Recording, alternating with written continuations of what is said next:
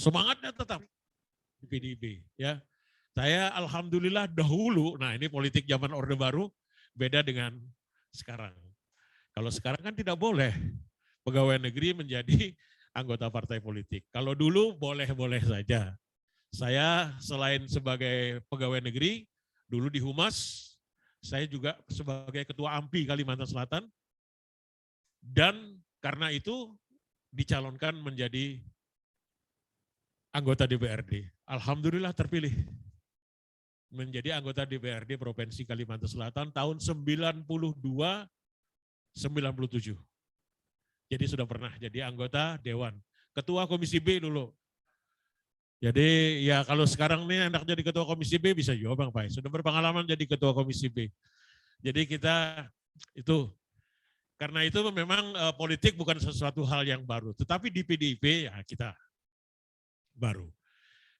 Kemudian pengalaman di pemerintahan bersama Pak Mas Daryansa ini beberapa jabatan eselon 2 lah, sudah pernah jadi kepala Kesbangpol, kepala Biro Humas, kepala Perdagangan, kepala Badan Diklat, kepala terakhir Komisaris Bank Kalsel. Komisaris Bank Kalsel. Jadi ya itulah, hidup ini beragam dan kita nikmati saja. Ya. Kita nikmati saja. Status, kalau Pak Mas Daryansa minta tolong diumumkan bahwa beliau status adalah duda. Duda mencari janda. Ada, mohon maaf, ada janda di sini? Enggak, bukan apa, kita tidak mempersoalkan statusnya, tetapi janda dan duda itu dua-dua yang sedang sendiri ya. Jadi perlu teman hidup ini barangkali cerita. Baik, Bapak sekalian, kita bicara soal kaderisasi ya. Mana tadi anunya? Kita bicara sebelum sampai ke Pancasila 1 Juni, tadi sudah dijelaskan bahwa saya kepala sekolah untuk kepala Badan Diklat ya. Jadi ditugaskan untuk ya mudah-mudahan kita bisa mencetak kader-kader militan gitu ya. Jadi yang dimaksud dengan kader partai ini kita semua ya. Kita semua di sini di ruangan ini nanti kalau sudah selesai ikut Diklat Pratama ini mudah-mudahan dapat sertifikat. Ya. Kalau dapat sertifikat ada bukti legal. Kalau di vaksin itu ada juga sertifikat vaksin yang nah, kehendak ulun, kalau sudah dapat sertifikat vaksin, berarti orang sudah vaksin 2 kali, kalau naik pesawat ya bebas dong. Masa harus di PCR lagi? Jadi saya protes ya kepada masa mau ke Jawa kita harus bayar lagi 501.000. Ini tadi ada perintah Pak Jokowi turunkan 300 ya. Ya. Padahal kita sudah punya sertifikatnya, vaksin 2 kali sudah bebas. Apalagi saya selain vaksin 2 kali sudah dapat lulusan alumni COVID. Dan tidak main-main, 40 hari Pak di rumah sakit. 40 hari. Untung ada meninggal. Nah, Ibu Mas Daryansa, istri beliau, berapa hari? 23 hari. Innalillahi wa inna ilaihi raji'un. Jadi salah satu korban COVID adalah ibu. Nah ini kita bicara soal itu ya. Jadi mestinya kalau kita dapat sertifikat itu kita gunakan sebagai pijakan untuk kita yang pertama adalah mengikuti kader berikutnya. Kader tingkat madya. Ya. Kalau nanti, ya siapa tahu ya, rezeki di Jamak Jibril ada yang mencalonkan jadi anggota DPRD di kabupaten kota, ya sudah ada sertifikat. Tingkat pertama barang dulu ya Allah. Untuk selanjutnya, kalau bisa ada ikut lebih lanjut tingkat madya, mungkin kalau tingkat madya nanti bisa calon untuk DPRD provinsi. Kemudian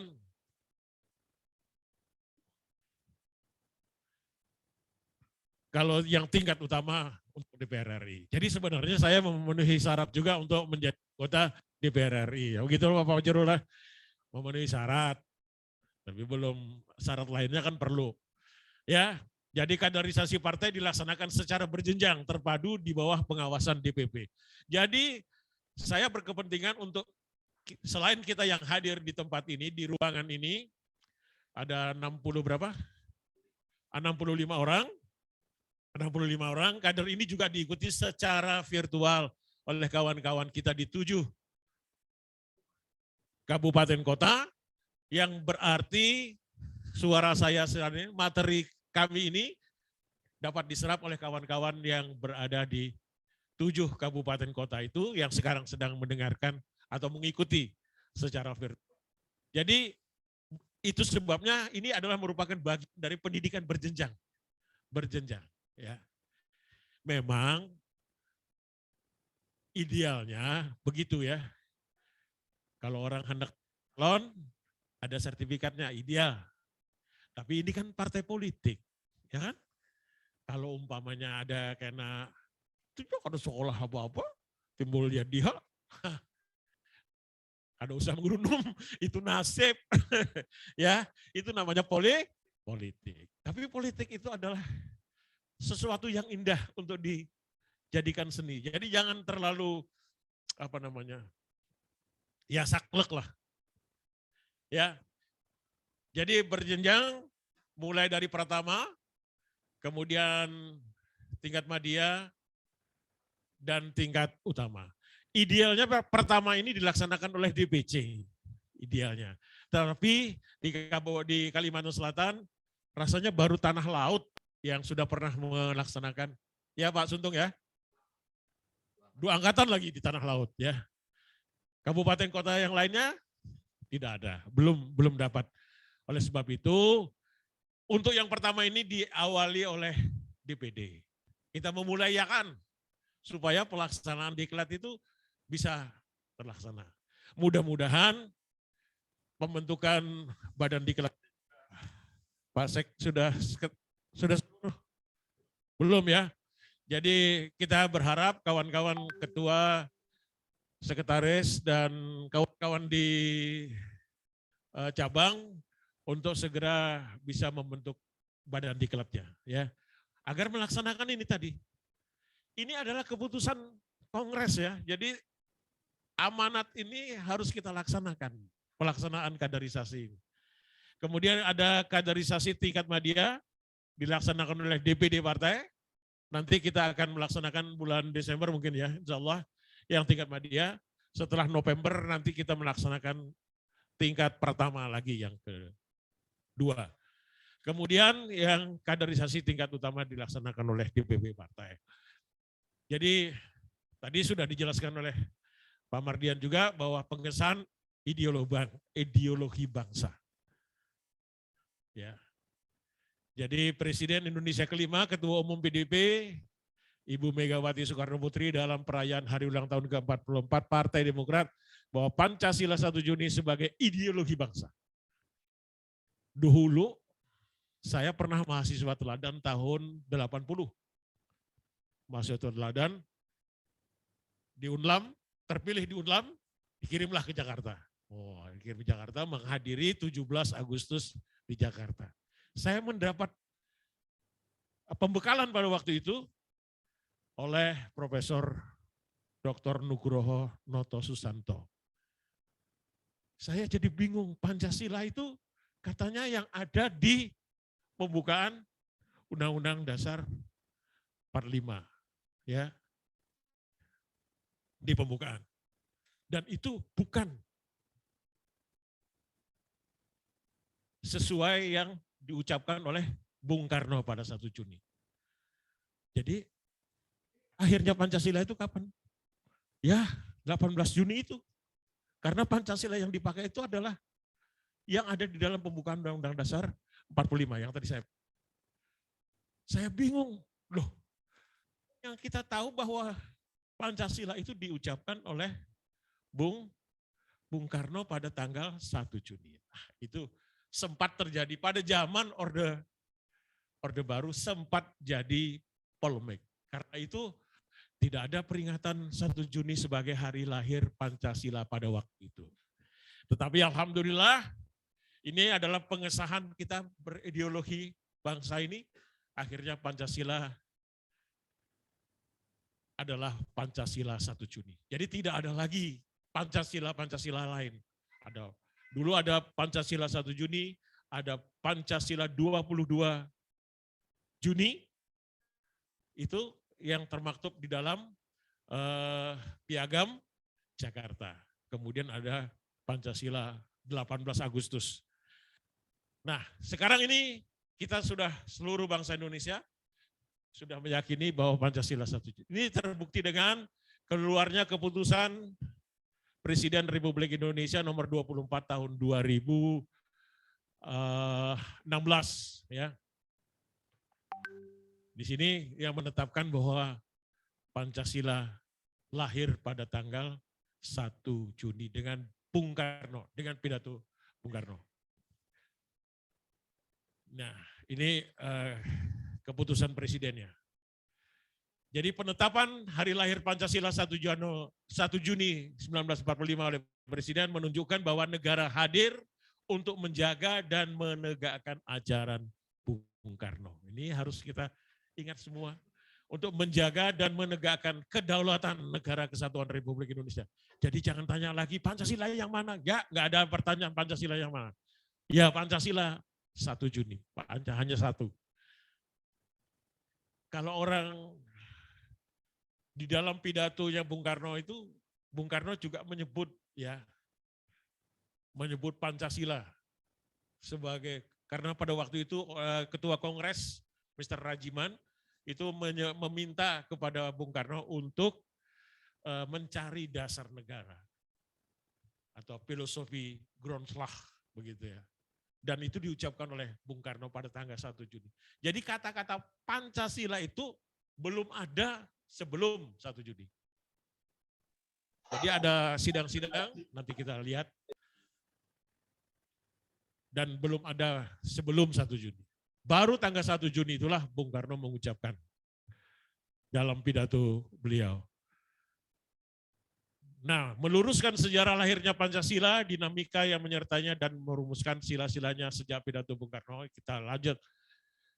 Nah, ini pesan-pesan Ibu Megawati Soekarno-Putri yang menegaskan kepada kita semua bahwa pertama PDI Perjuangan sebagai partai ideologi dengan Pancasila sebagai ideologi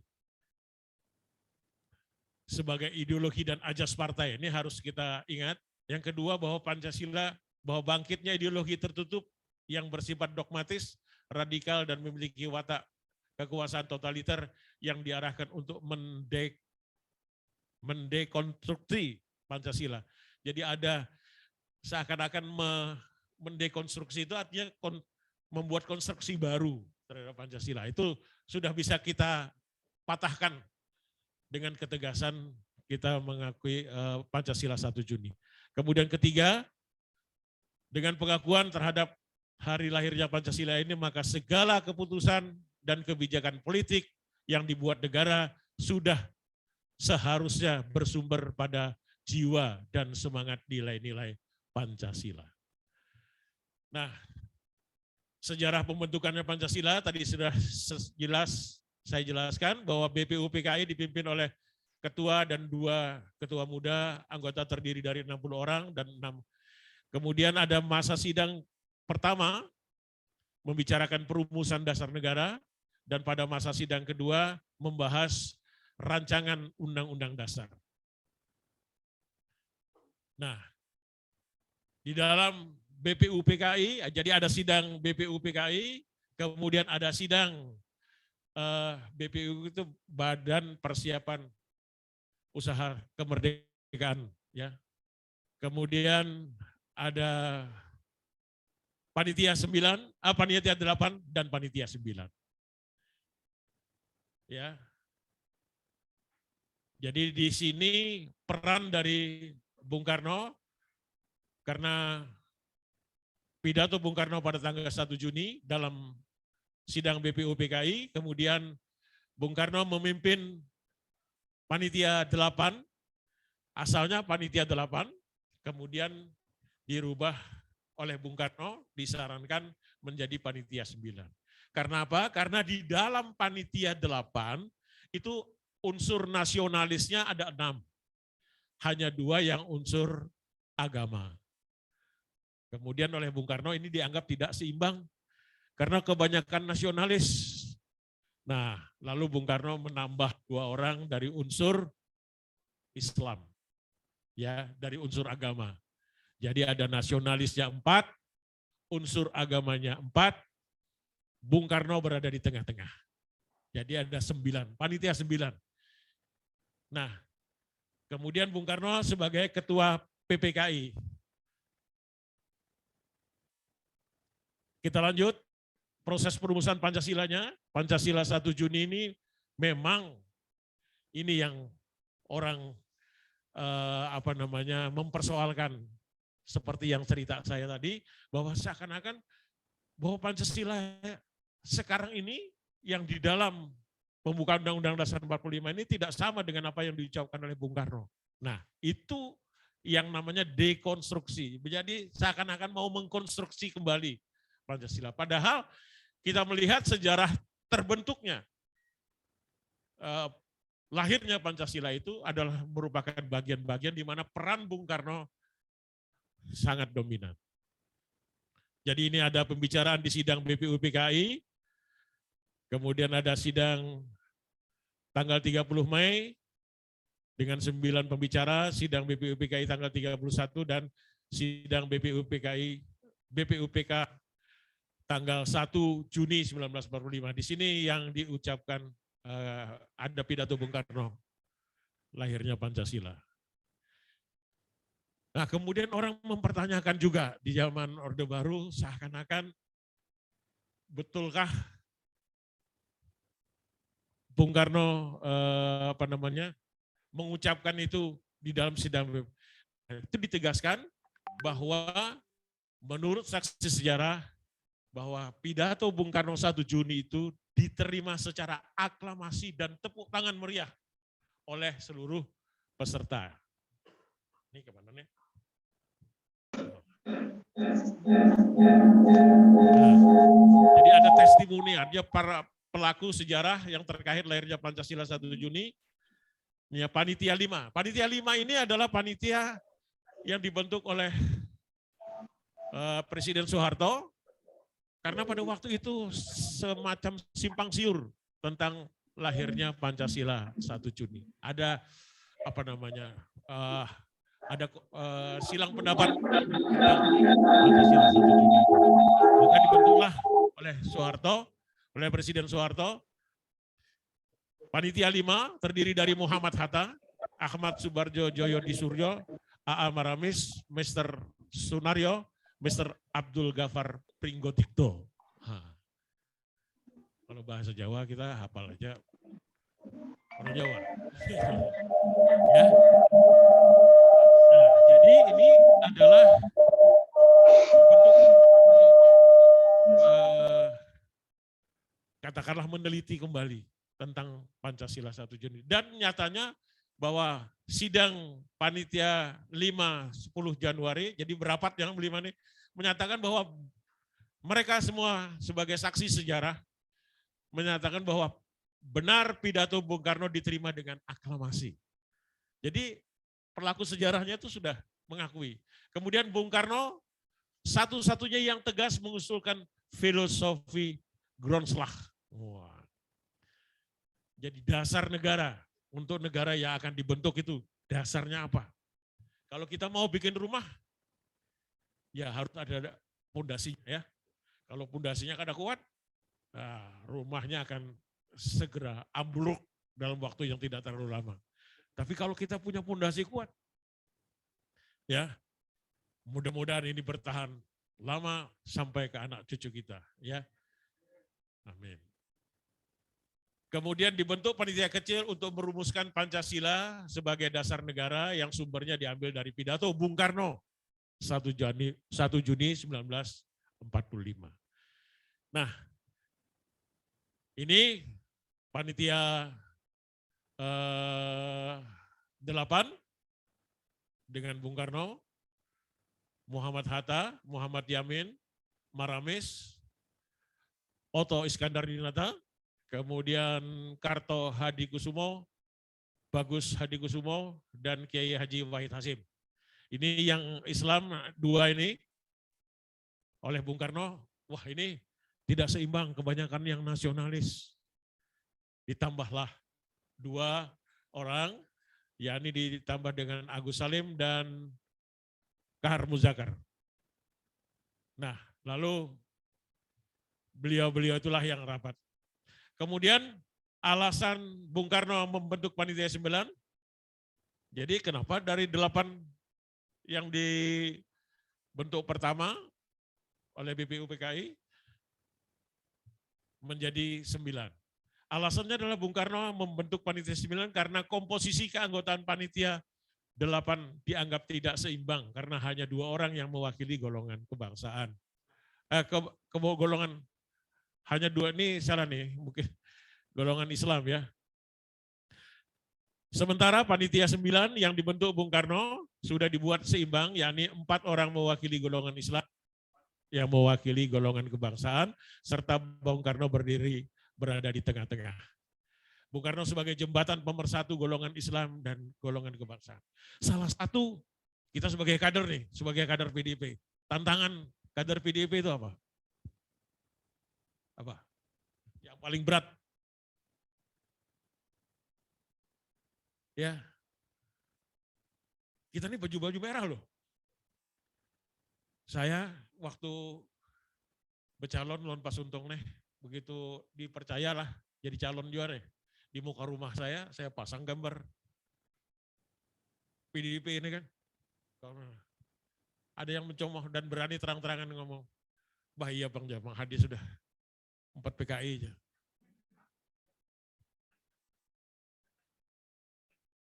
Ada orang sampai sekarang masih hidup. Sampat Bang dikacak di gulun loh.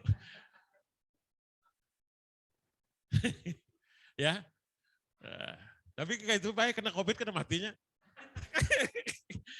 Ya. Nah, jadi tantangan kita adalah banyak yang menghubung-hubungkan dengan PKI. Jadi seakan-akan kita ini PKI. Lah kalau PKI itu kan udah dibubarkan. Ya. Kalau kita PKI, kalau betul sekarang juga saya yang pertama keluar ini. Karena kita tahu sejarahnya, ya ini nggak mungkin lah. Ya. Tapi orang apalagi di media sosial sekarang ini. Oh. Jadi kita ingat Ibu Ketua Umum Megawati Soekarno Putri begitu mengucapkan selamat kepada Partai Komunis Tiongkok. Wah, banyak komentar. Nah ya kelojar mengucapkan selamat. Tapi lupa kita bahwa beliau adalah sebagai seorang ketua partai di negara Republik Indonesia. Ya, saya kira hal yang lumrah kita mengucapkan selamat. Tapi bukan berarti bahwa kita akan mengekor, kan begitu. Ya. Jadi ini sebagai seorang kader harus ditempa nih. Ya. Semangat kita tidak benar bahwa kita ini adalah komunis. Apalagi kemarin waktu zaman pemilihan presiden, wah, Mang Hadi aja. Kalau pian bang kampanye aja, jangan menyambat-nyambat Jokowi. Tuh Pak, salah satu tantangan, ya, jangan menyambat-nyambat Jokowi aja. Nah, oleh sebab itu kita harus di zaman digitalisasi sekarang, ya, di zaman medsos yang sedemikian rupa ini kita harus pandai-pandai mempertahankan diri. Kalau perlu menyerang kembali apabila ada hal-hal yang bisa merugikan kita. Ya. Panitia 9 melahirkan Piagam Jakarta, kita sudah tahu. Dengan kalimat ketuhanan dengan kewajiban menjalankan syariat Islam bagi pemeluk-pemeluknya. Itu bedanya. Ya. Ini olahan Panitia 9. Hasil dari Panitia 9. Panitia 9 itu ketuanya siapa? Bung Karno, ya. Jadi kalau ini dinyatakan sebagai Pancasila, bagian Pancasila tadi, ketuanya juga Bung Karno. Artinya pemikiran Bung Karno ada di dalam situ, ya. Nengaran kita berembuk ya rapat, tentu banyak pendapat-pendapat. Tetapi Pancasila sebagai ide dasar yang ada di kepala Bung Karno. Kemudian Bung Karno juga dituduh mengubah 7 kata tadi dengan kewajiban menjalankan syariat agama Islam bagi pemeluknya. Ada tuduhan itu hilang, padahal sebenarnya hilangnya 7 kata itu adalah inisiatif daripada Muhammad Hatta. Yang ketika akan Bung Hatta menjelaskan bahwa pada pagi hari sebelum persidangan PPKI dilaksanakan tanggal 18 Agustus, mengambil inisiatif mendekati tokoh-tokoh Islam agar bersedia merubah 7 kata dalam Piagam Jakarta menjadi ketuhanan yang Maha Esa. Titik.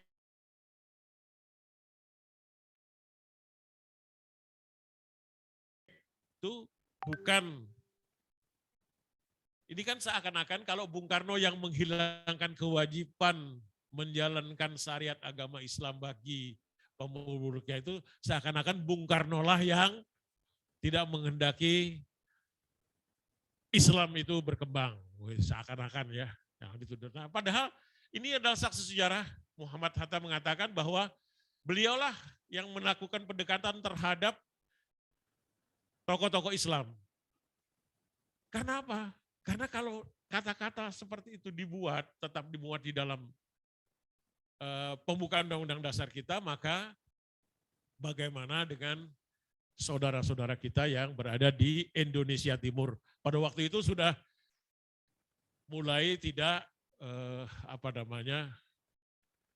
mulai rame lah, tidak sependapat, ya. Nah, oleh sebab itu dilakukan pendekatan oleh Muhammad Hatta. Nah, awalnya fitnah. Itu. Jadi awalnya fitnah ya Pak. Jadi kalau kita ini difitnah orang itu biasa-biasa saja, tenang-tenang aja, ya. Tapi kita harus menunjukkan bahwa kita bisa membuktikan ini bahwa Bung Karno adalah penggali Pancasila itu. Menjaga sinergitas. Keinginan Bung Karno untuk senantiasa menjaga sinergi antara Islam dan nasionalisme. Ya. Kalau dipadahkan seakan-akan Bung Karno itu kada Islamis, wah, saya kira keterlaluan. Ini sejak awal sudah beliau ingin menyatukan sebagai bapak bangsa nih ya sebagai bangsa negara, bapak bangsa, beliau tentu ingin agar bangsa yang akan dibentuk ini tidak rapuh, ya. Pondasi itu harus kuat. Kalau pondasinya kada kuat, seperti kata-kata tadi masuk di dalam pembukaan Undang-Undang Dasar 45, kata-kata kewajiban melaksanakan syariat dan seterusnya itu ada, maka pondasi itu sudah dipastikan akan sangat rapuh. Bagaimana yang tidak beragama Islam? Ya kan? Padahal kenyataannya kita adalah berbineka tunggal ika. Ya, beliau adalah tokohnya Mas Sumi. Beliau juga berguru kepada siapa? Ada yang tahu? Mr. Cokrokusumo, siapa lagi guru agama beliau? Ahmad Dahlan. Mantap. Ya.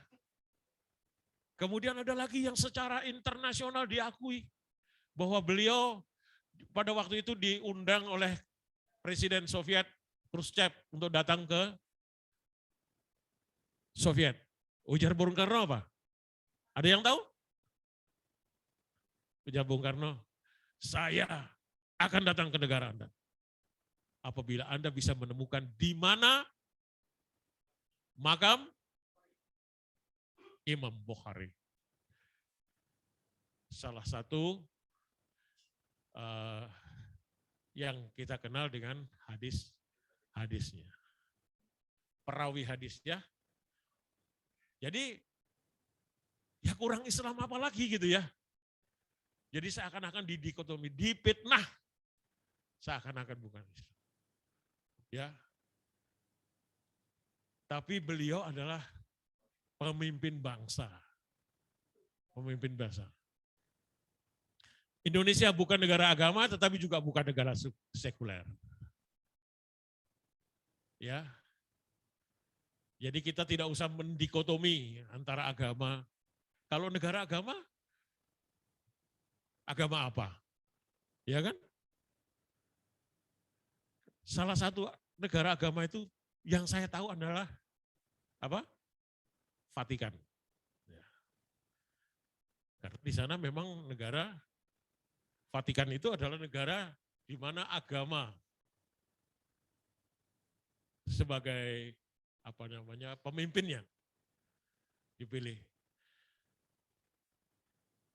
Kemudian kita juga bukan negara sekuler yang menyingkirkan sama sekali nilai-nilai agama. Jadi karena itu ada hari kegiatan keagamaan yang diakui di Indonesia. Kita melaksanakan Hari Raya Nyepi, ada hari peringatannya maksudnya. Peringatan Hari Raya Nyepi, peringatan Hari Raya Idul Fitri, peringatan Natal dan sebagainya. Diakui oleh negara. Pancasila hanya ada satu, ini sudah selesai. Pijakan yuridis, saya kira juga kita sudah paham.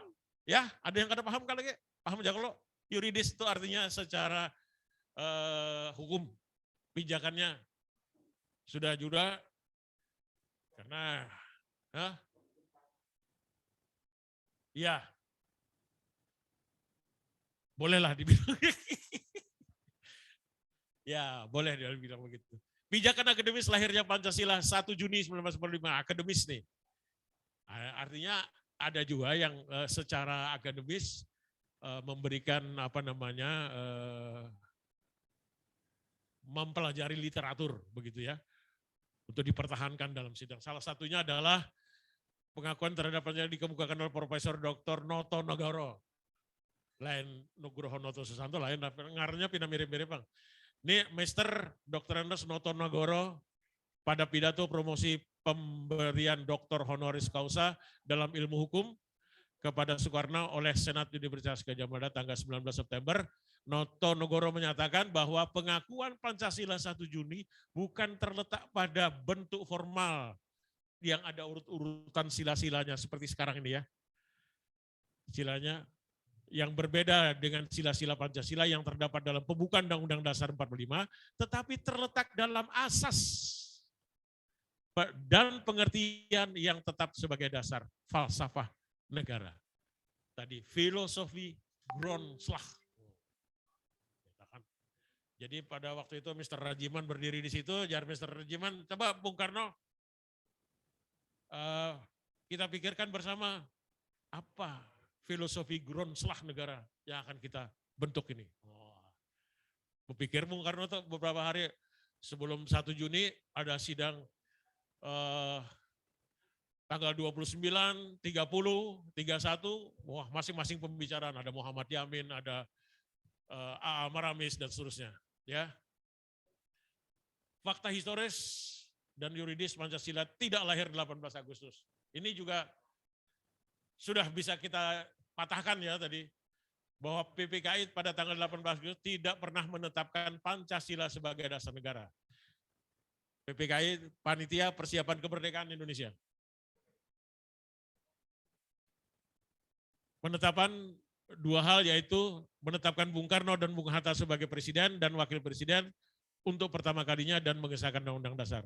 Pemerintah RI juga telah mengeluarkan Kepres nomor 18 tahun 2008 tentang penetapan tanggal 18 Agustus sebagai hari konstitusi. Jadi bukan hari lahirnya Pancasila. Berarti harinya Pancasila kapan dong lahirnya? Ya 1 Juni. Kalau usah dipersoalkan lagi. Hanya dahulu orang mempersoalkan, mendekonstruksi. Mehual-hual. Nah, sekarang kita jelas bahwa kader PDIP dimanapun dia, kalau ditanya, ya jelas sudah Pancasila itu 1 Juni. Ya.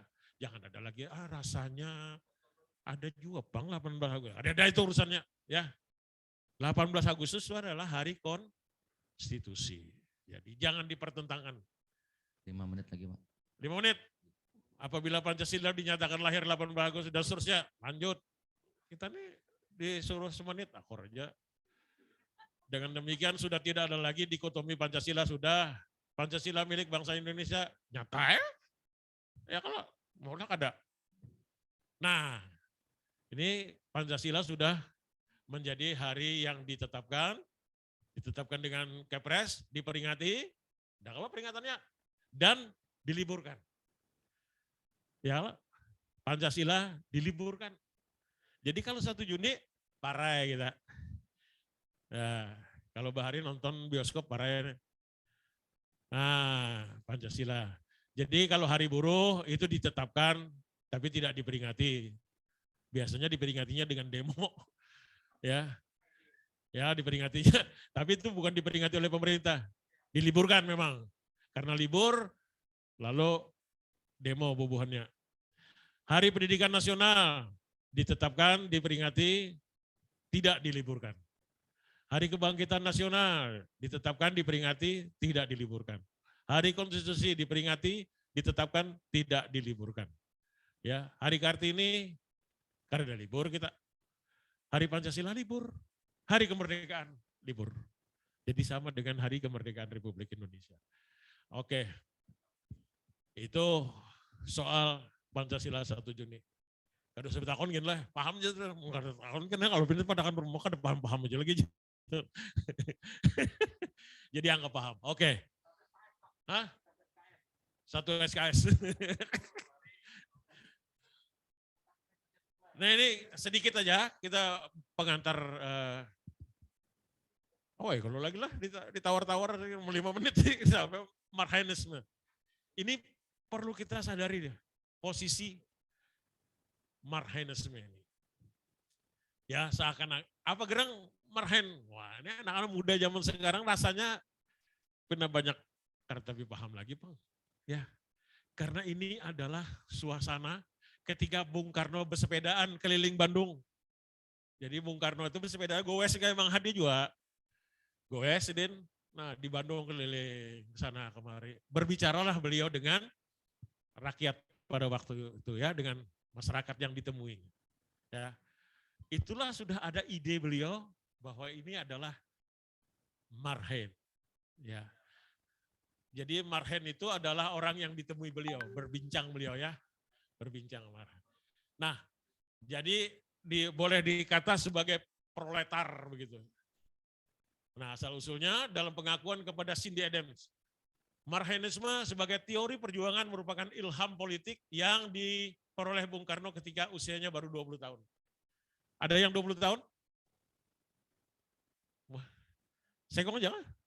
20, wah Pak Kiki ini mantap nah. Ini desain ini luar biasa Pak Kiki. Tepuk tangan tuh Pak Kiki. Desain tayangan ini nah. Saya menerimanya Bang, ya model lawas kan. Kalau ini kan terasa tayangannya lebih ya lebih modern lah, lebih milenial. Ya. Jadi 20 tahun kisahnya bermula tatkala Bung Karno bersepeda. Nah, ada kata-katanya bersepeda sini. Jadi goes Siden. Bersepeda tak tentu arah di Kota Bandung. Nah, kalau Bang Hadi bersepeda berarah, Bang. Perjalanan ke Sungai Batang ya kalau orang. Singkatnya Bung Karno tiba di Cigarelang, Bandung Selatan. Di daerah itulah terjadi dialog antara Bung Karno dan seorang petani bernama Marhain. Bang Hadi berbagi baju juga, baju habang nengkasan petani, karena petani ketujuh baju habang Pak. Ulun itu dulu memasarkan baju waktu kampanye, kita kan diberi baju banyak. Ada 40 kah tertinggal, karena hanya datang ketika pemilu sudah minggu tenang, kan boleh lagi dibagi. Jadi saya bilang simpat ya. Nah ini kan sudah lawas pilkada, pemilu, jadi saya bagi semua. Jadi bertemulah saya dengan para petani. Wah memakai semuaan, 40 orang petani itu. Nah jasar yang marhen itu, bubuhannya itu marhen. Ini idenya. Jadi definisi marhen itu adalah kaum proletar Indonesia, kaum tani Indonesia yang melarat. Nah, mudah-mudahan kita sudah sugih. Ya, wah ini ada Pak Bang Din ini, Wakil Ketua DPRD Provinsi. Saya Bang Din ini, saya pernah muat di dalam Instagram saya. Saya berfoto dengan beliau, saya bilang inilah pemimpin muda. Saya waktu dengan Bang Din ini kenalnya pertama pada waktu rapat di Pak, warung. Nah, itulah baru pertama saya kenal dengan Bang Din. Wah, ini saya bilang orang ini akan jadi pemimpin ini. Ternyata benar kan. Sekarang sudah menjadi wakil ketua DPRD Provinsi Kalimantan Selatan. Kita tepuk tangan untuk beliau. Ya. Jadi orang muda harus jadi pemimpin. Saya alhamdulillah jadi ketua AMPI Kalimantan. Pada waktu itu malah kadang kayak ini Bang. Pada waktu itu jadi ketua AMPI dalam usia muda juga. Jadi anggota DPRD saya termuda. Catat, lihat aja catat. Anggota DPRD Provinsi Kalimantan Selatan termuda tahun 9297 Hadi Susilo. Anggota tertuanya adalah Abdul Hadi. Nah, jadi saya dan Pak Abdul Hadi dari P3 itu menjadi pimpinan sementara. Sawat juga naik mobil wakil ketua. Masuklah ke Banjarindah, mobil itu masuk. Ujar saya kan usahain ini sementara aja. Ujar bubuannya ini soal penghargaan terhadap lembaga. Bukan soal sampean. Ujar Pak Ano pada waktu itu. Ayo Pak saya kita di wah ya harap juga jadi wakil ketua DPRD. Ketua. Jadi pimpinan sementara kita. Ujar kita tunda aja Pak lawas-lawas sidang. Supaya lawas jadi pimpinan dewan. Nah, jadi itu pemimpin muda ya. Jadi ketika muda harus, kalau sudah tua seperti saya sekarang ini, sudah 66 tahun, anak menjadi pemimpin, ya kalau jadi anggota DPR wajib begemetan. Cuman kalau yang jadi yang muda, yang energik, ya memang orang harus sudah muda. Jadi Anda yang sekarang ini berumur 20 tahun, 20, itu adalah masa keemasan. Apalagi sekarang beda dengan zaman kami dulu. Aku judul jadi konseptor pidato Pak Gubernur, konseptor Pak, mengetik Pak Enal, tek-tok pakai tangan 11 jari itu. Wayah ini kawan dengan copy paste, ya sudah jadi apa segala. Luar biasa kemajuan sekarang. Jadi beda antara zaman yang tantangannya, antara zaman ada dengan sekarang. Nah, jadi mudah-mudahan ini juga tantangan kita, pertanian kita, apa segala macam. Kita bertemu dengan para petani kita. Keluhannya apa? Petani kita, Pak Ajar, harga gabah semalam itu 85.000 Pak per black. Limbah kami panen ini harganya 60.000. Ini pupuk kata bulik Pak Ajar. Tukar pupuk kami. Nah, kalau ini didengar oleh orang muda seperti Bang Din, mudah-mudahan ada jalan keluarnya. Ya kalau anggota DPR memikirkan bagaimana sebenarnya jalan keluar agar ketika gabah ini turun, siapa namanya kare? Rugi petani kita terhadap kan untuk bisa menjadi tanaman itu ada proses yang panjang ya, termasuk pemupukan segala macam yang harganya lumayan mahal. Nah, jadi marhaenisme adalah cara perjuangan dan ajas yang menghendaki hilangnya tiap-tiap kapitalisme dan imperialisme. Dulu melawan kapitalisme. Kapitalisme itu sesuatu yang berdasarkan kapital. Berkekuatan modal, kebanyakan modal. Nah, kemudian marhaenisme adalah tiap-tiap orang bangsa Indonesia yang menjalankan marhaenisme. Lanjut, pengertian sederhana itu tadi. Hubungan saya kira, kalau pernah ada pertanyaan dulu, bagaimana hubungan antara marhaenisme dan Pancasila 1 Juni? Ada yang menjawab, hubungannya baik-baik aja. Baik. Nah, jadi bukan itu maksudnya ya. Jadi Bung Karno dalam pidatonya mengatakan, saya mengusulkan agar, ini kurang lebih lah artinya, saya mengusulkan agar negara ini menggunakan dasar negara Pancasila. Yang ini. Kemudian yang apabila ini masih dianggap terlalu besar menjadi Trisila. Dan diperas menjadi Trisila. Dan kalau itu masih besar, maka bisa menjadi Ekasila. Yang Ekasila itu adalah apa? Ekasila apa? Gotong royong. Gotong royong. Masihkah ada gotong royong di antara kita? Hah? Jarang. Kalau di kampung disuruh gotong royong membersihkan, turunkah kita? Nah itu.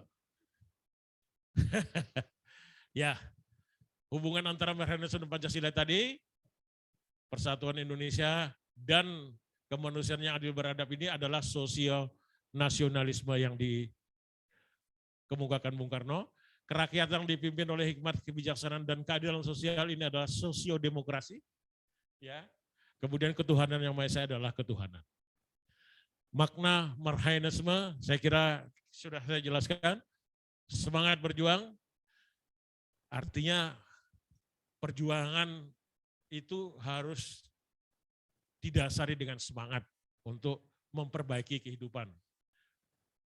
Inilah kaum Marhaen. Nah, ini di manakah Pak Kiki dapat gambar-gambarnya? Tapi kalau saya kadang mengajak malah, saya karena sudah pensiunan Pak, jadi kesana kemari saya goes dan saya ketemu nih dengan yang di Kampung Melayu, Kabupaten Banjar di Kampung Melayu, ini orang sapat nih, menjamur sapat karing. Jadi kalau anak sapat karing nang harat itu di Kampung Melayu di Kabupaten Banjar. Ini iklan makan kita. Nah, kemudian ini petani tebu, gambar-gambarnya. Ya, saya kira itu sekedar untuk tingkat pertama. Kita akan bahas lebih dalam kalau Anda nanti kita ketemu di tingkat madya. Tingkat madya masih kita laksanakan bisa kita laksanakan di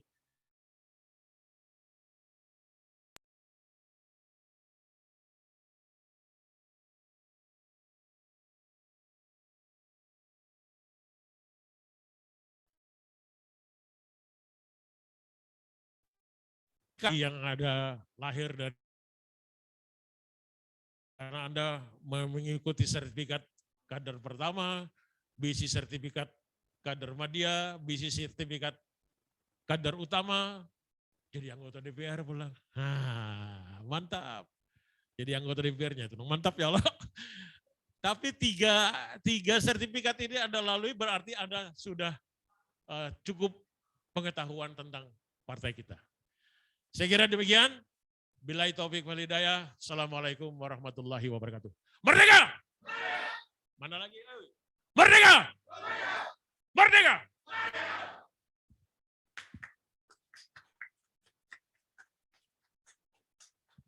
Terima kasih atas penyampaian materinya oleh Kepala Badiklatda Provinsi Kalimantan Selatan. Ya mungkin karena ini untuk mempersingkat waktu, akan kita sambung dengan materi selanjutnya dari Bung Rizky Eri Munadi, materi tentang kapitalisme bangsa sendiri dan membangun dunia kembali. Dipersilakan kepada Bung Eki untuk menyampaikan materi tersebut.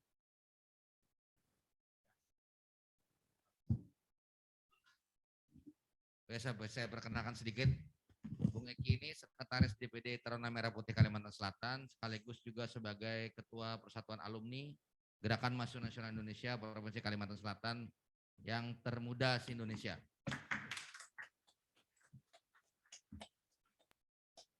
Pada Bung Eki dipersilahkan.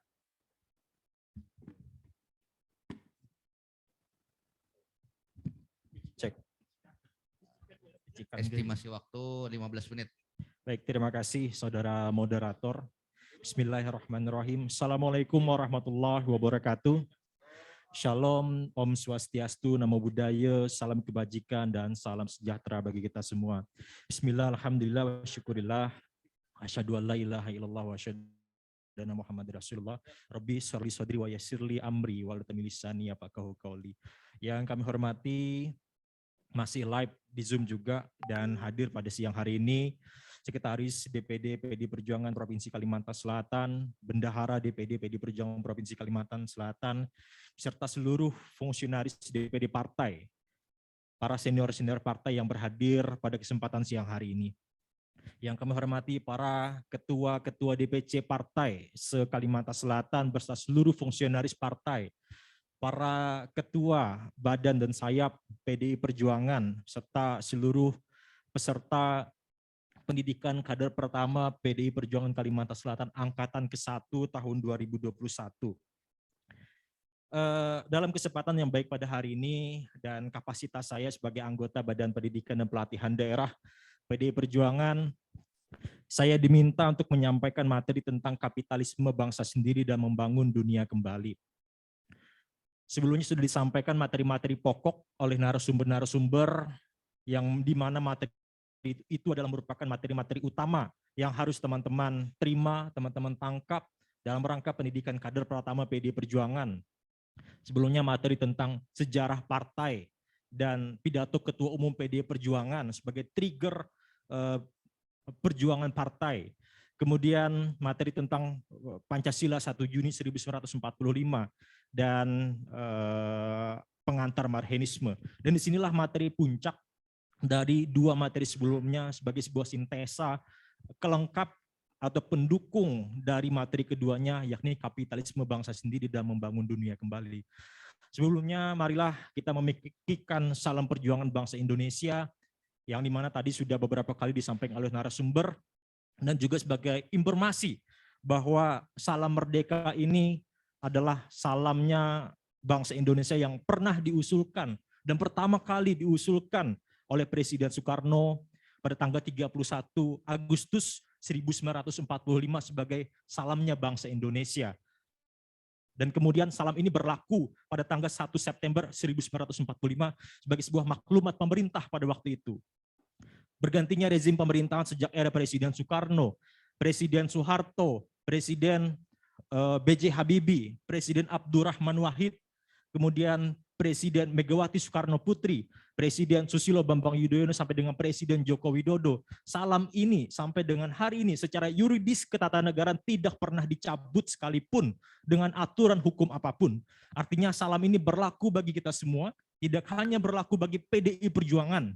Salam ini juga berlaku bagi seluruh partai politik, bagi seluruh komponen masyarakat Indonesia. Salamnya berbagai elemen masyarakat dan berbagai alamat. Salam ini dicontohkan oleh Bung Karno dengan mengangkat tangan kanan di samping telinga kanan dengan membuka telapak tangannya. Artinya 5 sila ini yang kita genggam untuk pedoman bangsa Indonesia ke depan. Ada juga kita bisanya menggenggam tangan bahwa ini salam perjuangan, bagaimana cara kita perjuangan untuk melawan imperialisme dan kapitalisme serta kolonialisme pada waktu itu. Marilah kita pergikan salam perjuangan. Merdeka! Merdeka! Merdeka! Baik, terima kasih. Kita berikan tepuk tangan dulu untuk kita semua hari ini. Sebelumnya saya ingin menyapa masing-masing DPC. Saya ingin menyapa DPC PDI Perjuangan Kota Banjarmasin. Apakah masih ada? Masih terkonek ya? Kemudian ada DPC Hulu Sungai Utara, saya lihat. Ada DPC Kota Baru, DPC Kabupaten Tapin, DPC Kabupaten Banjar, DPC Kabupaten Barito Kuala yang hari ini sudah bersama-sama mengikuti kegiatan pendidikan kader pertama secara virtual. Bapak Ibu sekalian, mohon izin saya untuk menyampaikan materi ini secara singkat karena saya rasa tidak mungkin relevansi menyampaikan materi ini di bawah lebih kurang 1 jam. Maka secara lebih lanjut materi ini akan disampaikan pada tingkatan selanjutnya, barangkali pada pendidikan kader madya.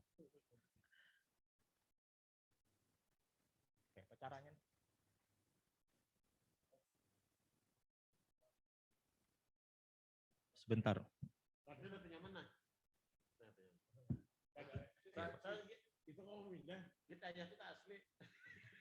Tidak bisa ya. Next aja. Next. Baik. Manual aja. Nah, sebelum kita lebih lanjut membahas tentang materi kapitalisme bangsa sendiri dan membangun dunia kembali, kita harus mulai dari landscape pemikiran Bung Karno. Bagaimana landscape pemikiran Bung Karno? Kita tarik dari major isunya dulu, tentang kapitalisme bangsa sendiri. Kapitalisme bangsa sendiri itu lahir dari pola pikir atau sumbangsi pemikiran Bung Karno tentang melihat kondisi bangsanya pada waktu itu. Yang dimana praktik kapitalisme oleh orang Indonesia yang mampu, berjuis, orang yang sejahtera, bangsa Indonesia yang kaya raya, bangsa Indonesia, orang Indonesia yang mempunyai sumber penghidupan yang lebih daripada rakyat Indonesia pada umumnya. Itu yang disebut Bung Karno dengan kaum berjuis. Kemudian kita harus memahami secara seksama gerakan nasionalis di negara jajahan dan negara merdeka. Ada perbedaan di antara keduanya. Kemudian kita harus mengetahui tentang karakter imperialisme ortodoks Belanda. Karena gaya-gaya penjajahan Belanda itu, gaya kata Bung Karno, gaya-gaya penjajahan yang kuno. Dia memberangus, dia mengambil basis-basis ekonomi sebuah negara. Dia pertama kali menjajah ke sebuah negara, dia mengambil pelabuhan, dia mengambil perusahaan, dia mengambil pokok-pokok kepenghidupan rakyat pada umumnya. Misalnya pertanian dan berbagai alat produksi. Sehingga kaum buruh, kaum proletar yang kita sebut dengan kaum marhen akan ketergantungan dengan kaum-kaum berjuis, kaum-kaum proletar, khususnya kolonialisme Belanda. Nah, kemudian kita harus memahami konsepsi perjuangan nasional, yang dimana konsepsi perjuangan kita harus sama rasa, sama rata. Dalam bahasanya itu Bung Karno mengatakan holopis kuntul baris, perjuangan secara bersama-sama, bergotong royong. Kemudian kita harus mengetahui kesesuaian cara berjuang sebagai seorang marhenistis nasionalisme dengan konteks Indonesia pra-kemerdekaan. Nah, itulah ruang lingkup bagaimana pemikiran Soekarno secara singkat tentang kapitalisme bangsa sendiri. Kemudian selanjutnya tentang major issue dari materi membangun dunia kembali. Saya menarik pidato Bung Karno tanggal 30 September 1960 yang kurang lebih Bung Karno berpidato selama 1 jam 20 menit di sidang PBB. Bung Karno menyampaikan tentang instabilitas politik global, intervensi PBB, dan disfungsi PBB. Yang dimana Bung Karno mengatakan PBB ini tidak mampu dalam menyelesaikan konflik-konflik negara pada waktu itu. Pasca Perang Dunia Kedua antara Blok Timur dan Blok Barat, antara Uni Soviet dengan Amerika Serikat. Nah, kemudian kita harus memahami juga abstraksi nilai-nilai Pancasila sebagai pedoman penghidupan bagi masyarakat dunia. Bung Karno menawarkan Pancasila kepada masyarakat dunia. Bung Karno ingin menggantikan, mengusulkan Pancasila ke dalam piagam PBB pada waktu itu yang dianggapnya tidak relevan bagi perkembangan dan kemajuan masyarakat dunia. Dan terakhir zaman pembangunan bangsa-bangsa di mana imperium-imperium kata Bung Karno, zaman-zaman penjajahan pasca Perang Dunia Kedua yang sudah mulai rontok. Misalnya penjajahan yang dilakukan oleh Eropa dan berbagai negara-negara jajahan di Afrika tentunya. Nah, kita mulai dengan kapitalisme bangsa sendiri. Apa sebenarnya kapitalisme bangsa sendiri itu? Kapitalisme bangsa sendiri menurut Bung Karno dalam tulisannya yang ia muat di sebuah majalah bernama Pikiran Rakyat. Bung Karno menulis di awal tahun 1932 tentang konsepsi pemikirannya, tentang kondisi bangsanya dalam sebuah majalah yang bernama Pikiran Rakyat. Majalah ini menghiasi pers Indonesia di awal revolusi, yang membahas seputar kronik berbagai peristiwa-peristiwa di berbagai belahan dunia. Mencatat peristiwa politik, sosial, dan hukum, dan berbagai peristiwa-peristiwa penting lainnya. Bung Karno memberikan kritik terhadap hal ini. Dan Bung Karno lah sebagai seorang ketua pers, memimpin pers, dan juga penyunting redaksinya pada waktu itu. Nah, apa esensi kapitalisme bangsa sendiri? Dalam tulisannya yang berjudul Kapitalisme Bangsa Sendiri, Bung Karno menuturkan kapitalisme adalah ajaran pergaulan hidup yang timbul akibat cara produksi yang memisahkan kaum buruh, kaum proletar Indonesia, kaum marhen dari alat-alat produksi. Dan kapitalisme timbul dari cara produksi yang oleh karenanya menjadi sebuah merwert, nilai lebih, nilai keuntungan itu berada pada kaum majikan. Kaum buruh dieksploitasi.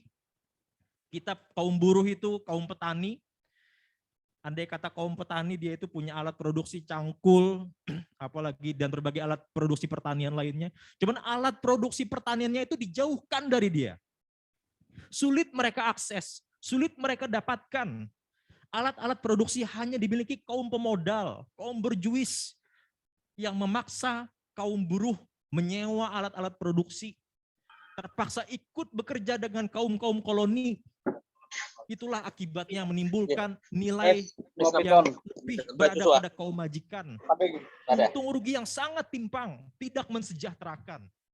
Nah, Kata Bung Karno juga, kapitalisme mempunyai arah verlendung dalam bahasa Belanda yang menyebabkan kesengsaraan, ketidakberdayaan, pengangguran, tarif yang berkompetensi, peperangan hingga kematian yang merusaknya susunan tata dunia pada waktu itu. Apa sebenarnya praktik kapitalisme oleh orang Indonesia yang mampu?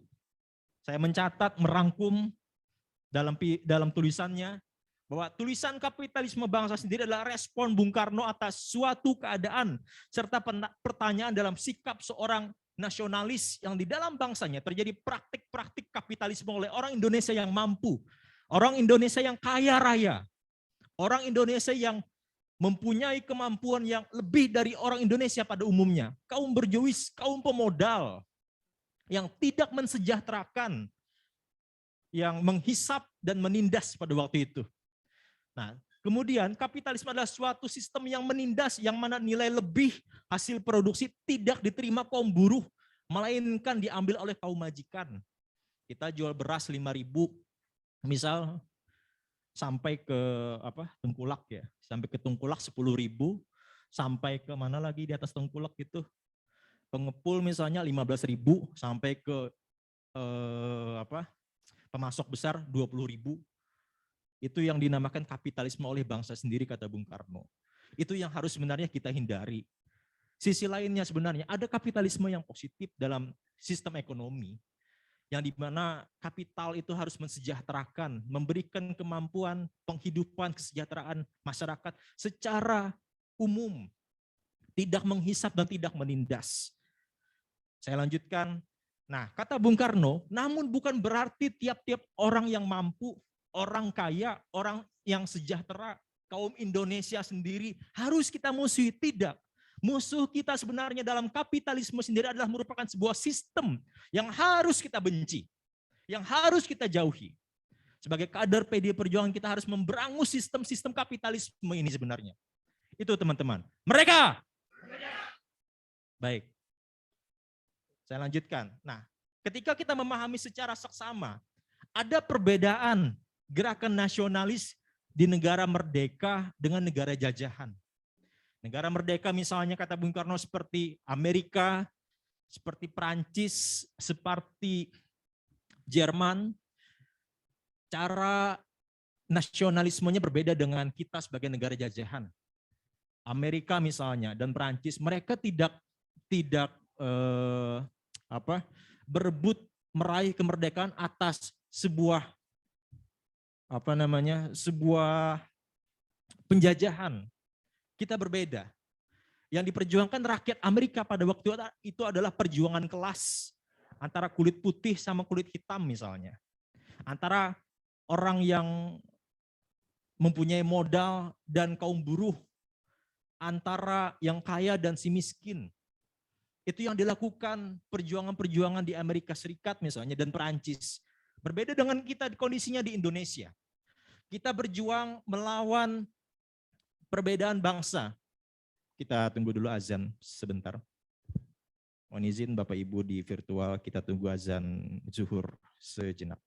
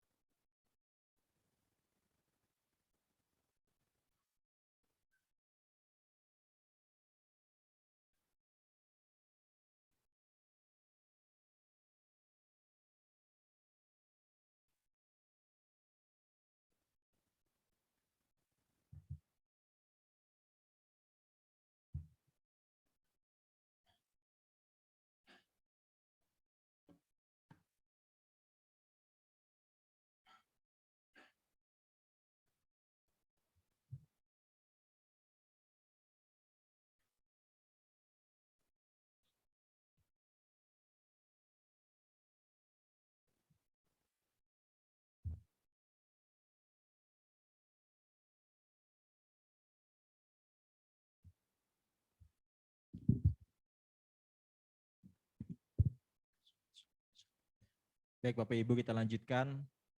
Saya lanjutkan dari memahami secara seksama gerakan nasionalis di negara jajahan dan negara merdeka yang saya katakan tadi, dia berbeda dari negara-negara Eropa seperti Amerika dan sejumlah negara-negara lainnya. Karena perjuangan kita sebagai negara jajahan, kita berjuang melawan bangsa yang berbeda, nation yang berbeda, kata Bung Karno.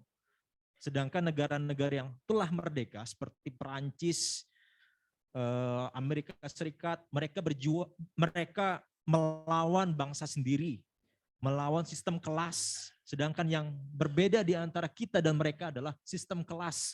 Kita berjuang dengan cara meraih kemerdekaan yang sesungguhnya, kata Bung Karno. Pokok-pokok kemerdekaan yang kita lawan adalah penjajahan. Itu menurut Bung Karno. Nah, saya mencoba untuk menyingkat, kita mulai materi tentang membangun dunia kembali. Membangun dunia kembali ini adalah merupakan pidato Bung Karno yang monumental, lebih dikenal dengan pidato To Build World New pada tanggal 30 September 1960 di sidang ke-15 Majelis Umum Perserikatan Bangsa-Bangsa. Bung Karno pada waktu itu hadir bukan hanya mewakili bangsa Indonesia, namun juga mewakili sejumlah negara maupun liga-liga Arab pada waktu itu. Sebelum lebih jauh tentang membangun dunia kembali, kita harus mengenal dulu apa sebenarnya kolonialisme itu.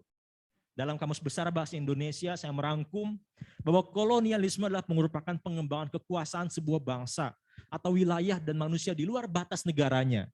Seringkali untuk mencari dominasi ekonomi dari sumber daya, tenaga kerja, dan pasar dalam wilayah tersebut yang pada akhirnya hidup berkoloni, tumbuh, dan merebut sebuah kekuasaan suatu wilayah. Kolonialisme seringkali masuk dengan maksud atau hajat untuk melakukan perdagangan. Namun lebih dari itu, kolonialisme tumbuh merebut kekuasaan sebuah wilayah secara diam-diam. Kita lihat ada sejumlah negara-negara penjajah Indonesia, ada 5 negara yang pernah menjajah, seperti Portugis, Spanyol, Inggris, Belanda, dan Jepang. Inilah negara-negara yang pernah menjajah Indonesia, yang dikatakan akumulasi penjajahan kurang lebih 350 tahun lamanya. Nah, kita mulai dengan imperialisme. Imperialisme adalah sebuah gerakan penjajahan di mana negara besar memegang kendali terhadap pemerintahan atau daerah agar negara itu bisa dipelihara. Dia kungkung. Sebuah contoh imperialisme terjadi saat negara-negara itu menaklukkan atau menempati sebuah wilayah dengan cara paksa, peperangan, kekerasan yang merebut sebuah kedaulatan. Seperti penjajahan Jepang dan penjajahan Belanda. Jepang itu 3 tahun, kalau Belanda itu sekian ratus tahun. Inilah pokok-pokok pikiran Soekarno dalam membangun dunia kembali. Dalam pokok-pokoknya, saya turut merangkum bahwa Bung Karno menyatakan mengutuk kolonialisme dan imperialisme di dunia, bukan hanya di Indonesia. Dan Bung Karno mengkritik terhadap peran PBB yang lebih condong pada kepentingan negara barat. PBB dianggap menjadi perpanjangan negara-negara besar pada waktu itu. Mendukung pelucutan senjata pula akibat ancaman senjata nuklir dan perang dingin antara blok timur dan blok barat, antara Amerika Serikat dan Uni Soviet. Dalam pidato Bung Karno turut mengkritisi seorang filsuf asal Inggris yang bernama Bertrand Russell. Katanya Bertrand Russell, pasca Perang Dunia Kedua, masyarakat dunia itu dibagi oleh 2 kelompok. Kelompok yang menganut Declaration of Independence Thomas Jefferson, dan satu lagi kelompok manusia yang menganut manifestonya komunis ala Karl Marx. Bung Karno menepis itu. Katanya, mohon maaf Tuan Russell, bahwa kami di sebuah negeri yang 92 juta jumlah manusianya, di sebuah negeri yang terdiri dari berbagai pulaunya, kami mempunyai sesuatu yang lain, sebuah hal yang istimewa, suatu hal yang lebih cocok, lebih kompleks dari kedua macam filsuf ideologi itu. Sesuatu itu kami namakan Pancasila, yang lebih sesuai dengan kalimatul orang Indonesia, lebih sesuai dengan kebudayaan Indonesia. Itulah Pancasila. Hingga akhirnya pada kemudian Bung Karno mengusulkan Pancasila masuk ke dalam piagam PBB yang dianggapnya sudah ketinggalan zaman dengan kondisi pasca Perang Dunia pada waktu itu. Next. Nah, tadi sudah saya sampaikan bahwa Bung Karno menyampaikan Pancasila ke dalam usulan PBB sebagai alternatif ideologi dunia. Next. juga adanya intervensi PBB terhadap negara-negara kecil yang berkepentingan. PBB dianggap tidak mampu dalam memerdekakan bangsa-bangsa kecil, urusan-urusan bilateral negara seperti contoh Perancis dengan Aljazair, yang dimana Aljazair itu sudah puncaknya merdeka. Namun PBB tidak kunjung melakukan konvergensi atau melakukan mediasi di antara kedua negara ini. PBB selalu menunda kemerdekaan rakyat Aljazair. Menurut Bung Karno, PBB ada sesuatu di balik itu. Dan negara-negara imperialisme dan kolonialisme berlindung di balik PBB. Next. Nah, terakhir, sebagai kesimpulan, kapitalisme bangsa sendiri ini merupakan hasil telah Bung Karno terhadap perjuangan kaum nasionalis dengan keadaan bangsa Indonesia pada konteks mencapai kemerdekaan. Kemudian sebagai sikap politik atas perjuangan bangsa Indonesia yang memerlukan kekuatan nasional untuk merebut kemerdekaan melawan penjajahan. Kemudian upaya membangun suatu bangsa yang berdaulat atas nasib bangsanya sendiri. Kemudian di dalam pidato To Build Anew atau membangun dunia kembali, ini merupakan hasil telah Bung Karno terhadap situasi politik global yang memerlukan suatu pandangan baru dalam mewujudkan perdamaian dunia. Sebagai suatu pandangan politik terhadap ketimpangan dunia yang berjalan, karena ketidaksamaan hak bagi negara-negara baru dan negara kecil, hingga upaya harmonisasi kehidupan antar bangsa. Itu saya rasa sebagai pengantar tentang materi kapitalisme bangsa sendiri dan membangun dunia kembali. Selanjutnya saya minta kepada masing-masing panitia lokal di DPC, nanti kami berikan bahan bacaan tentang kapitalisme bangsa sendiri dan membangun dunia kembali. Untuk kemudian saya minta masing-masing peserta agar dapat merangkum dan membaca sendiri secara otodidak apa sebenarnya esensi dari kedua pidato itu. Kami harapkan nanti ketua-ketua DPC akan berkoordinasi dengan panitia di DPD. Saya rasa demikian yang dapat kami sampaikan. Salah hilap mohon maaf sebagai pengantar. Saya tutup. Wallahul muwaffiq ila aqwamit thoriq. Wabillahi taufiq wal hidayah. Wassalamualaikum warahmatullahi wabarakatuh. Shalom, Om, Santi, Santi, Santi, Om, Namo Buddhaya. Merdeka! Merdeka! Merdeka! Saya kembalikan ke moderator. Terima kasih saya ucapkan kepada Bung Eki telah menyampaikan materi tentang kapitalisme bangsa sendiri dan membangun dunia kembali. Mungkin untuk membersihkan waktu, karena ini sudah zuhur juga, langsung kita menuju materi wajib terakhir tentang ADART. Tolong operator buka dulu tema depan.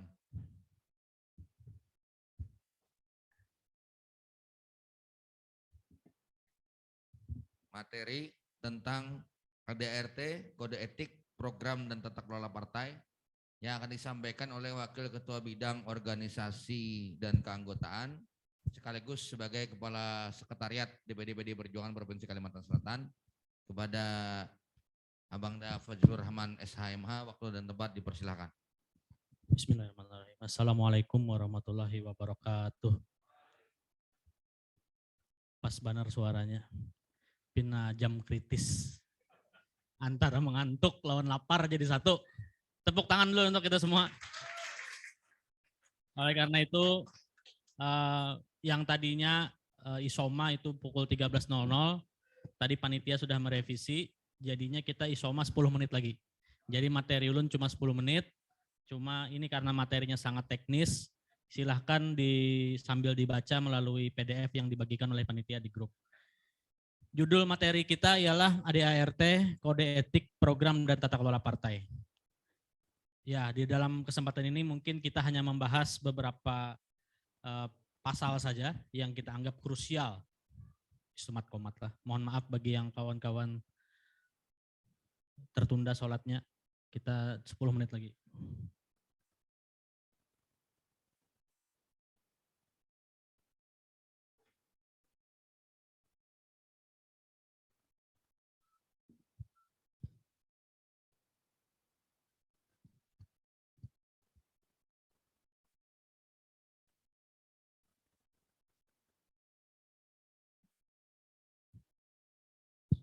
Baik, karena kita judulnya ADART, ADART itu apa sih? Mungkin kawan-kawan di sini ya, apalagi yang sudah pernah mengikuti organisasi partai maupun organisasi mahasiswa, sudah mengetahui apa itu konstitusi ya, yaitu adalah aturan dasar. Kalau menurut KCWR ya, ini seorang ahli hukum tata negara, bahwa konstitusi itu adalah hukum dasar yang mana itu berasal dari bahasa Perancis ya, yaitu artinya membentuk dan maksudnya itu adalah membentuk suatu negara atau organisasi, menyusun dan menyatakan suatu negara. Negara tersebut juga bisa kita maknai sebagai organisasi ya, dalam hal ini partai politik. Oleh karena itu tidak salah kalau kita bilang konstitusi ialah aturan dasar. Dalam aturan dasar PDI Perjuangan, kita menamainya sebagai anggaran dasar, anggaran rumah tangga. Anggaran dasar dan anggaran rumah tangga ini terdiri dari mukaddimah, kalau bahasa undang-undang dasar kita tuh preambul. Nah, kalau kita mukaddimah, ini bahasa Arab nih. Kemudian terdiri dari 13 bab dan 97 pasal di anggaran dasar, serta 5 bab dan 86 pasal di anggaran rumah tangga. Ya. Mukaddimah bisa kawan-kawan baca sendiri di slide, di materi yang sudah dibagikan di WhatsApp. Kemudian kita masuk saja langsung ke pasal krusial ya. Ini materi teknis ya. Jadi sangat dibutuhkan kawan-kawan ini bisa membaca. Ya. Baik, kita mulai dengan asas jati diri dan watak. Minimal kawan-kawan sekarang tahu bahwa PDI Perjuangan itu partai yang berasaskan Pancasila. Pancasila yang bagaimana? Pancasila yang jiwa dan semangatnya lahir pada 1 Juni tahun 1945. Yang mana tadi sudah disampaikan oleh Pak Hadi Susilo. Kawan-kawan mungkin bertanya-tanya apa bedanya Pancasila 1 Juni dengan Pancasila yang dipahami selama ini. Ya, PDI Perjuangan mencoba meluruskan hal tersebut. Oleh karena itu kawan-kawan nanti baca lagi di pidato Bung Karno 1 Juni 1945, judulnya Lahirnya Pancasila. Ya, itu ada di materi yang dibagikan. Mohon dibaca saja dari awal sampai akhir agar mengetahui apa sebenarnya Pancasila 1 Juni 1945 tersebut. Kemudian, jati diri partai kita ialah kebangsaan, kerakyatan, dan keadilan sosial. Sedangkan watak kita ialah gotong royong, demokratis, merdeka, pantang menyerah, dan progresif revolusioner. Ini adalah bahasa-bahasa yang kita harus lazim dengarkan dan mungkin akan semakin sering kita dengar bahasa-bahasa khas PDI Perjuangan. Next, yaitu pasal tentang jenis-jenis anggota. Ya, pasal 13 itu mengatur tentang anggota biasa, kemudian pasal 14 anggota partai, dan pasal 15 itu kader partai. Apa bedanya? Ya, kalau kawan-kawan datang ke kantor PDI Perjuangan, kemudian mendaftar ya menjadi anggota partai, kemudian mendapatkan KTA misalnya, itu disebut sebagai anggota biasa. Kemudian kawan-kawan yang kemudian mengikuti proses dalam berpartai, mengikuti acara, mengikuti pelatihan, pendidikan, dan lain sebagainya, itu sudah bisa disebut sebagai anggota partai. Lebih lanjut, next levelnya adalah kawan-kawan yang anggota biasa partai ini yang mengikuti dan lulus pendidikan kader. Ya. Atau dalam pasal 15 itu secara lengkap ya, kader partai ialah anggota partai yang dinyatakan lulus dari pendidikan kader partai atau telah teruji dedikasi, loyalitas, dan pengabdian kepada partai dan masyarakat umum. Nah, hari ini kita sudah melaksanakan pendidikan kader pertama. Oleh karena itu, secara konstitusi, kawan-kawan yang berada di acara ini sampai dengan selesai nanti mendapatkan sertifikat ialah berhak disebut sebagai kader partai tingkat pertama. Nanti setelah kader partai tingkat pertama, kita bisa mengikuti kader tingkat madya. Kemudian tingkat utama. Ini kalau kawan-kawan yang aktif berorganisasi di eksternal ya. Kalau saya di HMI, itu mengenalnya ada LK1, LK2, dan LK3. Nah, kalau kawan-kawan yang di GMNI, latihan KTD, kaderisasi tingkat dasar, kaderisasi tingkat madya, dan kaderisasi tingkat utama. Oh, berarti mirip nih ya. Oh, mirip. Enggak niru kan ya? Enggak. Ini GMNI ini. Terima kasih Bung Eki. Di PMII juga begitu. Rata-rata semua organisasi mahasiswa memiliki jenjang perkaderan. Tidak terlepas PDI Perjuangan. Karena PDI Perjuangan juga adalah partai pelopor yang bertitik tumpu pada kekuatan rakyat, khususnya kader. Ya. Next. Apa hak dan kewajiban anggota? Ya dibaca sajalah ya. Intinya yang namanya hak itu yang gasan kita, kemudian apa yang kita dapatkan. Kemudian kewajiban itu adalah apa yang harus kita jaga dari partai. Kalau hak itu silakan kawan-kawan baca sendiri, tapi kewajiban ini yang penting nih. Yang penting kawan-kawan sebagai kader partai itu bisa memegang teguh asas jati diri dan watak tadi, kemudian menaati aturan dan keputusan partai, serta menjaga nama baik dan kehormatan partai ya. Kalau yang kayak iuran wajib partai itu mungkin untuk kader belum wajib ya, karena kalau pian sudah jadi anggota DPRD Provinsi Kalimantan Selatan kayak abang kita Bang Din, nah itu ada namanya iuran wajib partai. Kemudian juga bagi wali kota, bupati dan lain sebagainya itu ada. Nah, tapi kalau kita yang masih berproses ya, apalagi kader muda, bukan uang yang kami minta, bukan materi yang kami minta, tapi adalah semangat dan perjuangan kawan-kawan untuk berproses menjadi kader, baik itu kader partai maupun kader pemimpin di masa mendatang. Kemudian pasal 22, ini waktu 2 menit lagi nih. 2 menit, kita besasahan.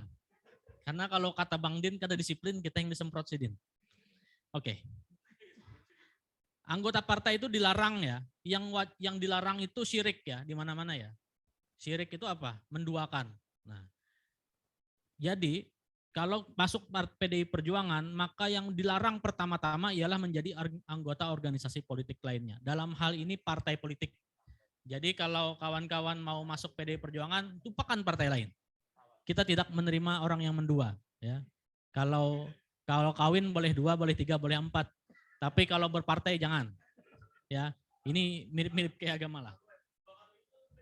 Iya. Ah iya Bang. Kalau urusan itu, urusan di rumah, silakan. Bagi yang mampu. Kemudian pasal 23, apa sanksinya? Kalau kita melanggar larangan, tentu saja ada sanksi peringatan sampai dengan pemberhentian sementara dari jabatan partai, pembebas tugasan, dan pemecatan. Ya. Ini sudah banyak contohnya ya. Kalau kawan-kawan baca di berita, di mana-mana itu banyak. Next. Kode etik. Wah ini panjang sekali. Tidak cukup ini waktunya. Jadi kalau kawan-kawan mau mengetahui lebih panjang tentang kode etik, ada peraturan partai nomor 7 tahun 2019. Nah ini yang penting nih, khususnya bagi kader muda. Sebutan-sebutan struktural partai. Ya. Ini biar terbiasa, karena setiap partai memiliki aturan sendiri-sendiri. Kalau di PDI Perjuangan, DPP-nya disebut dengan Dewan Pimpinan Pusat. Ya. Ketuanya siapa? Ketua Umum. Bedanya dengan partai lain, PDI Perjuangan itu bukan Ketua Umum DPP. Kalau PDI Perjuangan itu langsung Ketua Umum Partai Demokrasi Indonesia Perjuangan. Tapi kalau partai lain silahkan dicek aja. Semua partai lain itu adalah Ketua Umum DPP. Ya, itu berbeda secara filosofis. Kalau partai lain itu mengetuai Dewan Pimpinan Pusatnya. Tapi kalau Ibu Mega ini mengetuai seluruh PDI Perjuangan dari tingkatan DPP sampai dengan tingkat paling bawah yaitu grassroots ya. Jadi ini secara filosofis berbeda. Kita menyebutnya Ibu Ketum PDI Perjuangan, bukan Ketum DPP. Ini mohon dipahami ya. Kemudian di tingkat provinsi disebut dengan DPD, bukan DPW ya. Kalau ada yang bilang DPW PDIP itu salah, itu bukan, itu pasti anggota partai sebelah. Oke. Nyusup tuh. Ya. Kalau orang PDI Perjuangan pasti bilangnya DPD. Itu yang kawan-kawan Bang Din ini kan sekretaris DPD, Pak Mardhani Mameng ketua DPD bilangnya seperti itu. Kemudian untuk tingkat kabupaten kota itu DPC, Dewan Pimpinan Cabang. Oke. Semuanya disebut sebagai ketua ya. Kalau DPD diketuai oleh ketua, DPC juga ketua. Ini contoh partai lain ya. DPD-nya disebut sebagai ketua umum. Nah, DPP-nya disebut sebagai presiden. Mungkin kehendakan jadi presiden. Ya. Partai sebelah. Cek aja partai mana. Tapi kalau di PDI Perjuangan, DPD-nya itu disebut ketua, DPC-nya juga disebut oleh ketua. Begitu pula di tingkat kecamatan sebutannya adalah pengurus anak cabang, PAC. Di tingkat desa atau kelurahan sebutannya adalah pengurus ranting. Dan di tingkat dusun, RT, RW disebut sebagai pengurus anak ranting atau PAR. Nah ini penting nih. Di PDI Perjuangan kawan-kawan pernah juga dengar ada istilah petugas partai. Ya. Mungkin agak kurang srek awalnya ya waktu Bapak Presiden disebut sebagai petugas partai. Tapi ternyata itu adalah konsekuensi logis dari berorganisasi. Di PDI Perjuangan itu mengenal dengan pembagian penugasan partai. Ya, ada 3 jenis ya konsepnya di PDI Perjuangan, yaitu secara struktur, yaitu orang-orang yang menduduki posisi di struktural partai, baik itu DPP, DPD, DPC, dan lain sebagainya, pengurus partai lah. Kemudian yang kedua yaitu petugasan partai di tingkat legislatif, yaitu kader-kader partai yang menjadi anggota dewan. Itu disebut petugas partai di legislatif. Kemudian yang ketiga ada penugasan partai di lembaga eksekutif, yaitu yang menjadi bupati, wali kota, gubernur, dan lain sebagainya. Ya, itu adalah konsep pembagian penugasan di PDI Perjuangan. Jadi jangan anti kalau mendengar ada petugas partai. Kalau orang PDI Perjuangan sudah biasa, tapi kalau orang luar itu kayak panas telinganya, ya. Padahal orang PDI Perjuangan biasa aja, karena kita sudah mengerti peraturan partai. Ini sekilas saja bahwa pengurus DPD kita, ketuanya Pak Mardani, sekretarisnya Pak Saripudin, bendaharanya Pak Syafruddin Haji Mameng. Bagi yang salah menjawab tolong diperbaiki nanti ya. Kemudian ini struktur lengkap. Struktur partai kita cuma 23 orang di tingkat provinsi ya. Tidak banyak, tapi ini sangat efektif bagi sebuah organisasi. Kemudian penugasan partai di tingkat DPRD, di tingkat provinsi kita punya 8 anggota fraksi tingkat provinsi. Mohon maaf ini Pak, ini karena begadang bikinnya jadi fotonya sembarangan nih nyusutnya. Berelaan anggota dewan. Ada Pak Rosehan dari Dapil 1 Banjarmasin, Pak Fahrani dari Kabupaten Banjar, Pak Fahrin Nizar dari Barito Kuala, Pak Wahyudi dari Tapin, Pak Hasib Salim dari Hulu Sungai Utara, Pak Burhanuddin dari Kota Baru, Pak Saripudin dari Tanah Bumbu, dan Mas Imam Suprastowo dari Tanah Laut. Pembagian dapilnya itu ada 7 ya di Kalimantan Selatan. Ini kawan-kawan harus belajar lagi apa itu daerah pemilihan. Nanti di materi selanjutnya bersama dengan Pak Samahuddin Muharram, mantan Ketua KPU. Oke, sekarang tugasnya apa? Kawan-kawan yang sudah berpartai lama, sudah menjadi pengurus partai, sudah hatam ya. Sudah tahu apa yang harus dilakukan. Tapi di sini juga banyak anggota partai yang baru masuk ke PDI Perjuangan. Masih belum tahu next-nya apa. Ya, 2024 masih jauh, masih lama untuk menjadi anggota DPRD. Menuju ke sana, kita bisa berpartisipasi di partai melalui badan dan sayap partai. Setidaknya di PDI Perjuangan Kalimantan Selatan ada punya 6 badan ya. Yang pertama BP Pemilu, itu urusannya memenangkan pemilu, nanti kampanye-kampanye. Ini kepalanya masih Pak Sapurdin, padahal yang benar Pak Nofrin, nanti kita revisi. Kemudian BSPN Muhammad Taher. Ini fotonya foto Pak Mardian ini. Ini yang molah materi ngantuk pinanya ini. Kemudian Badiklat, untung betul ini. Badiklat Badan Pendidikan dan Pelatihan itu Pak Hadi Susilo. BBHR Badan Bantuan Hukum dan Advokasi Rakyat, ini urusan pengacara ya. Ketuanya Pak Ali Murtado, maaf kepala ya, kalau badan itu ngomong kepala badan. BKND, Badan Kebudayaan Nasional Daerah, ini kepalanya Bung Ihza Anpasa, ada ya? Oh, luar biasa nih Bung Ihza. Kemudian terakhir itu Badan Penanggulangan Bencana, ini sudah eksis nih di mata internasional.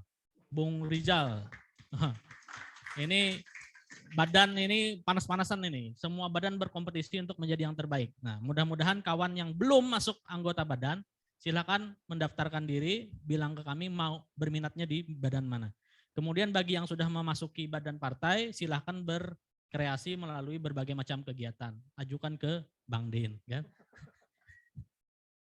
Kemudian yang berikutnya, selain badan, kita juga mengenal komunitas juang. Ya, di ADRT itu sebutannya komunitas juang. Tapi kalau salah satu bentuk komunitas juang ialah sayap partai. Di Kalimantan Selatan itu ada 3 yang aktif ya, yaitu Banteng Muda Indonesia, ketuanya Pak Sapruddin Haji Maming. Kemudian yang kedua Taruna Merah Putih Pak Saripudin, yang ketiga Bamusi Habib Hussein Al-Jufri.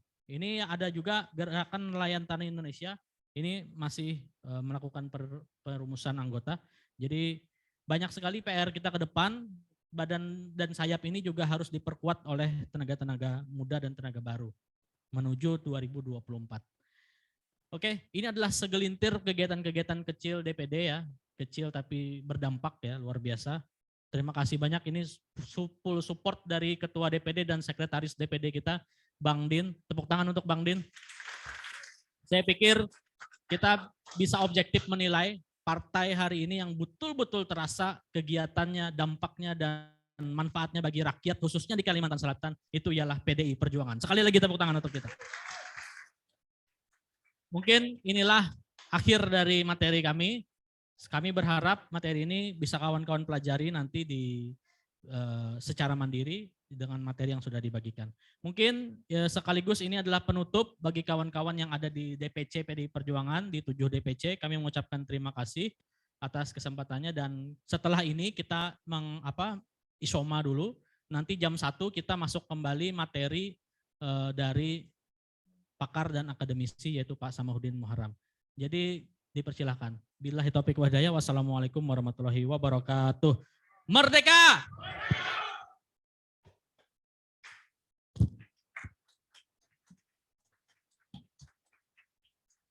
Terima kasih kepada Abang Dapazur Rahman SHMH yang telah menyampaikan materi terkait tata kelola partai ADRT dan kode etik. Karena ini jam sudah menunjukkan jam 12.41, maka sudah masuki jadwal isoma. Isoma sampai jam 1 siang, 13.00 WITA tepat. Jadi jam 1 seluruh peserta wajib sudah berada dalam ruangan. Mungkin itu saja dari saya. Salah hilap mohon maaf. Billahi taufiq wal hidayah wa ridha wal inayah wallahu muwaffiq ila aqwamit thoriq. Wassalamualaikum warahmatullahi wabarakatuh. Merdeka! Merdeka! Merdeka! Itu merdeka, lu lapar kan makan gitu. Untuk makan di ruang coffee break tadi.